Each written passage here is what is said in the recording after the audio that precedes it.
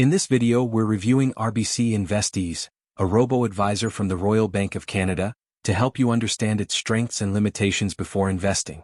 It charges an annual management fee of 0.5% plus ETF fees ranging roughly 0.11% to 0.22%, making total costs around 0.61% to 0.72%. You can choose between a standard portfolio for broad diversification or a responsible investing (ESG) portfolio with slightly higher fees.